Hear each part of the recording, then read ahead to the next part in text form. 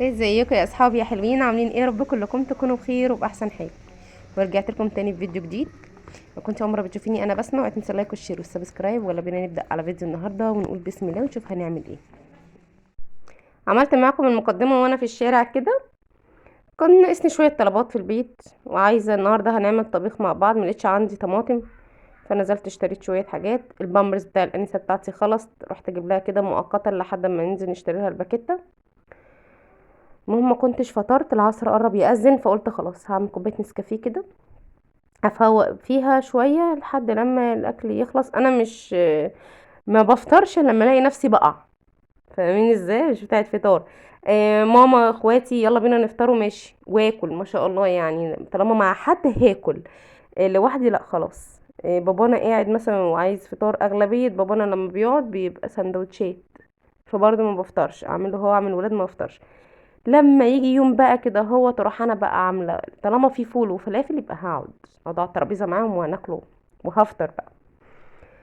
المهم بس قبل ما نبدا نعمل اي حاجه نصلي مع بعض على رسول. اللهم صل وسلم وبارك عليك حبيبي يا رسول الله. ونبدا بقى على فيديو النهارده. كان الولاد قالوا لي ماما عايزين شاي باللبن، قلت خلاص اعمل لهم بقى بالمره. قلنا نسمي الله بقى كده و... ونبدا بقى على شغل النهارده. شغل النهارده كله هيبقى جوه المطبخ. هنجهز غدا مع بعضينا، ندردش مع بعض شويه، نعمل مواعين. ده اليوم الطبيعي بتاعي انا. لما العادي بتاعي لما بكون بصور لكم وبنزل لكم فيديو، بتلاقوني بنزل لكم الغدا مع بعض ومقاطع نازله مع بعضها. إيه مثلا بعمل المواعين، فبرضه المقاطع المواعين مع بعضها. إيه حاجه على الرخامه نفس النظام. بس انا الطبيعي اللي هيتصور النهارده، اللي هو ببقى بعمل كل حاجه في نفس اللحظه، يعني مع بعض، مش متقطع زي ما بوريكم. يعني بعمل الغدا بقى، تلاقوني بقلب وانا بغسل طبق، وارجع تاني اعمل حاجة على البوتاجاز، وارجع اكمل مواعيني، ارجع اعمل حاجة على الرخامة. ده الطبيعي. بتلاقوني في الزاوية الحرف اليو دي بتاعة المطبخ منتشرة. يعني انا بعمل الغدا بيبقى كله ايه، منتشرة في المطبخ كده. بصوا بقى، انا محتاجة الحلة دي علشان اسلق فيها اللحمة. هي الحلة دي وسط الصراحة، وبتريحني في سليق اللحمة او الفراخ. لكن لو الكمية عندي كبيرة فباخد الحلة الأكبر منها، هي الاستانلس هي اللي بسلق فيها. والتانية اللي هي الجرانيت أنا بعمل فيها الطبيخ عادي. نفسي بقى في حلة الألمونيا الصراحة، بتدي أكل ملوش حل. تحس ان هو الطعم بتاع أهالينا بتاع زمان ده في الألمونيا. ومش كل الاستانلس برضو، يعني الاستانلس ده مش كويس، عشان كده أنا بسلق فيه بس مش بعمل فيه أكل. وعشان لو النار علت عليه شوية خلاص بيحروق. بصوا انا حطيت اللحمه على البارد، حطيت بصلايه والطماطميه بقطعها دي عشان تشيل الزفاره، حطيت شويه ملح، شويه فلفل اسمر اقصد مش ملح. حطيت 3 4 فصوص حبهان، وحطيت ورق لورا. بس مش اكتر من كده. بصوا بشرب وبعمل حاجه هنا وحاجه هنا كله مع بعض في نفس اللحظه. جبت بقى بصلايه كده اهوت. آه، لما باجي اقلي حاجه، يعني اعمل تسبيكه، مش بحب بصله كبيره قوي الا اذا كان الاكل كتير وانا محتاجه فيه بصله كبيره قوي. فانا البصله دي بتكفيني، اللي هي مش صغيره قوي بس مش وسط، اقل من وسط بشويه. خرطه بقى تخريط رفيع قوي كده. في ناس بتعرف تخرط على ايديها البصل. انا بعرف بس بفضل كده اكتر، يمكن سريعه في كده اكتر. كل واحد على حسب ما اتعود يعني. اغسل الطماطم بتاعتي. الطماطم دي اللي لسه جايباها ب7 جنيه. الطماطم مش عارفه في السوق ايه، بس هي عندنا هنا في الساحل ب7 جنيه. هضرب كام طماطمايه. انا عندي كان في علبه مطلعاها من الفريزر كان فيها طماطم، بس ما كانتش هتكفي الطبخه. فاخدت كام طماطميه كده عليها علشان ايه؟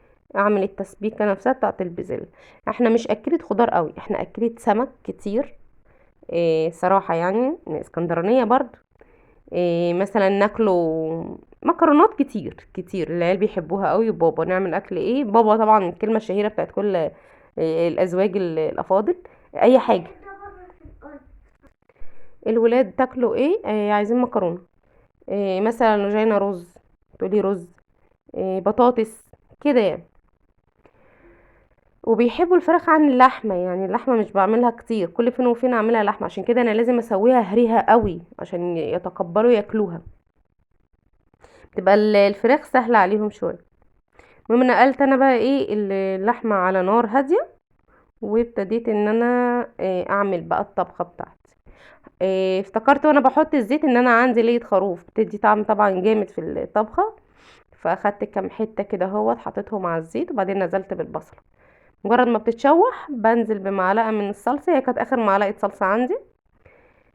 اول ما اطلع ريحه كده بس تبداي ان انتي تنزلي عليه الفلفل الاسمر، وبعدين تسبيك. قبل كل الكلام دوت بقى في البزله خدت بطاطسيتين كانوا صغنطتين كده، فرحت واخده 2. اخرط البطاطس واحطها مع البصله اشوحها مع البصله، تدي طعم مسكر كده، يعني تخلي طعم البزله مسكر، فاهمين قصدي؟ بس كده. قلت بقى لنا فتره طويله ما كلناش طبيخ، لا تعالوا بقى ايه، مع اني انا من كام يوم كنا عاملين ملوخيه، كنت عامله لهم فراخ محمره وملوخيه ورز بشعريه وكده. بس الطبيخ نفسه حاجه اللي هي متسبكه وكده لا ما عملناش.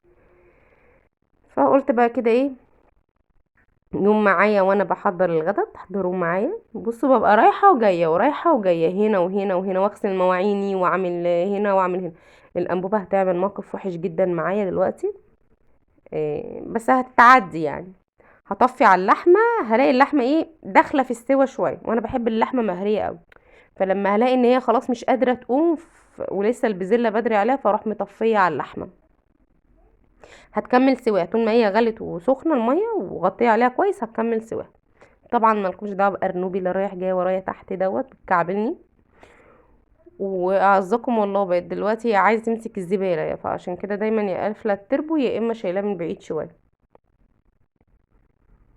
هي مش بتطول حاجه، هي لسه صغيره، بس اللي هي شايفه دوت فعايزه تروح لده. فانا متنبئه خير الايام اللي جايه كده تطول شويه والاقي الحاجه مظبطاني في المطبخ. بس بقى كده ايه، ما الطماطم بتاعتي خدت غلوتين، رحت نازله بكيس بزله، وهنا انا بتابع في اللحمه. الرز بقى اللي هيتعمل اخر حاجه، بس الحمد لله ان هو اتعمل يعني. جبت بقى ايه، لقيت عندي راس توم كبيره، خدت منها كام فص كده. بصوا كنت مطلعه علبه الجزر دي من الفريزر عشان اسلق لها جزر. الانبوبه لما عملت كده معايا ما قدرتش اعمل حاجه. انا اصلا طفيت على البزله كمان وهي كانت داخله في السوا برضو. إيه، وكانت خلاص النار هدت خالص بقى مش عايزه تقوم خالص. ورحت طفيت عليها، انا كنت كل شويه بنزل انبوبه شويه وارفعها شويه وكلام من ده. فلما طفيت عليها واستنيت شويه ودخلت قعدت جوه وريحت وكده، بعدين جيت بقى لقيتها كويسه، رحت لاحقه الرز وعملته. اغضب مني شويه بس الحمد لله يعني انها تمت على خير، المهمه بتاعتي تمت بنجاح. بص انا كل اللي بعمله دوت ولسه باخد من نسكافيه بق بقى لسه ما خلصش. وعملت التومه بقى كده اهوت، وخلاص كده الطبخه بتاعتي كلها كامله، بس هي واقفه على السوا. بس الانسه بقى تزن شويه وعايزه اشيل شويه، لانها رجلها بتوجعها الصراحه برضو من المشايه، بس مسهله عليا كتير بدل ما افضل شايلاها. بصوا شايفه نفسها في الكاميرا، فكنت بلعبها شويه. بوريكم بصوا الانبوبه غسلت التربو وشلت الكيس فوق. بصوا الانبوبه عملتها معايا، انا مش عارفه اعمل ايه. بصوا النار عماله اقومها واقعدها علشان النار تعلى. وطفيت على اللحمه يمكن تكمل سواها كده اهوت مع السخونيه، لكن البزله لسه. بصوا لسه وزي عماله احرك فيها ومفيش فايده. عايزه ايه؟ حاضر، ما هي كملت. يلا المستعان، الله المستعان بقى. طفيت على البزله ورجعت لقيتها استوت، فبولع النار بشوف النار كده اهوت لقيتها لا شغاله كويس قوي. انا رافعه الانبوبه، بصوا البزله استوت ازاي. رحت قوامه غاسله الرز ورحت عاملاه على النار، وكمان حطيته على الشياطه اهو قرب يدخل في السوا. وهنا بشوف اللحمه لقيتها ما شاء الله استوت، كملت سواها خالص. كنت عايزه النهارده ان انا احمرها، فمش هينفع بقى ان انا احمرها، احطها مسلوقه كده كويس ان هي اتسلقت اصلا يعني. خلاص اكلي جاهز والحمد لله، وتمت المهمه بنجاح. هي اتغيرت الانبوبه بس بعد ما الاكل خلاص خالص الحمد لله، يعني الرز استوى. والبزيلا انا بحبها يعني مش مهريه، بس ما بحبهاش ماسكه شويه، لا انا بحبها مظبوطه مطبوخه. هنا بصوا اللحمه بقى هوريكم دلوقتي ان انا هحطها مسلوقه. هي موزه وجميله الصراحه. المهم ان انا وصلت معاكم لاخر الفيديو. اوعوا تنسوا اللايك والشير والسبسكرايب، ولا اله الا الله محمد رسول الله.